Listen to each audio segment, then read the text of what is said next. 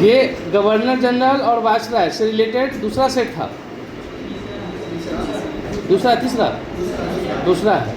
अभी 2 सेट आपको और मिलेगा, इसलिए अपने नोट्स को अच्छा ढंग से आप रिवीजन कर लीजिए, क्योंकि पढ़े हुए चीज़ में अगर आपका 95% से कम यदि स्कोर हो रहा है, इसका मतलब है कि रिवीजन प्रॉपर तरीक़ा से नहीं हो रहा। चलिए बताइएगा, व्यापकत्व के सिद्धांत डॉक्ट्रिन ऑफ लेफ्ट के तहत राज्यों के विलय का सही क्रम क्या है, उसको व्यवस्थित करना है। तो आंसर क्या होगा? बी, पहले सतारा, फिर संबलपुर, फिर झांसी, फिर नागपुर। अगला प्रश्न, किस वायसराय ने चतुराई पूर्ण निष्क्रियता की नीति का पालन किया था? John Lawrence. निम्न कथनों पर विचार करें। लॉर्ड विलियम बेंटिक भारत के प्रथम गवर्नर जनरल थे, ठीक है। उन्होंने राजा राम मोहन राय की सहायता से सती प्रथा का उन्मूलन किया था। दोनों में से कौन सा कथन सही है? दोनों सही है, 1 और 2। 1881 का प्रथम कारखाना अधिनियम मुख्य रूप से किससे संबंधित था? महिला श्रम, बाल श्रम, कृषि मजदूर और औद्योगिक सुरक्षा। किससे था? बाल श्रम से था। इनमें बच्चों के काम की अवधि को, समय को निश्चित किया गया था। अगला क्वेश्चन है, किस गवर्नर जनरल ने अहस्तक्षेप की नीति अपनाई थी? John Shore. अगला, वुड डिस्पैच किसके कार्यकाल के दौरान लागू किया गया था? लॉर्ड डलहौजी। वुड डिस्पैच का संबंध किस चीज से था? शिक्षा से था। लॉर्ड कर्जन के द्वारा 1902 में विश्वविद्यालय आयोग की नियुक्ति किसकी अध्यक्षता में की गई थी?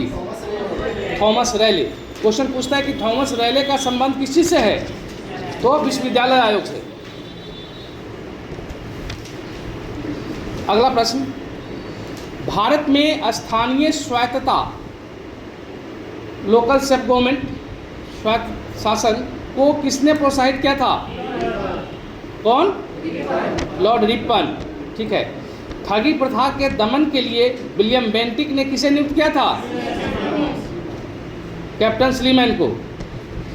द्वितीय अंगल अफगान युद्ध किस वायसराय की अग्रगामी नीति का परिणाम था? Lord Lytton. अकाल संहिता 1883 का निर्माण किस आयोग की सिफारिश पर की गई थी?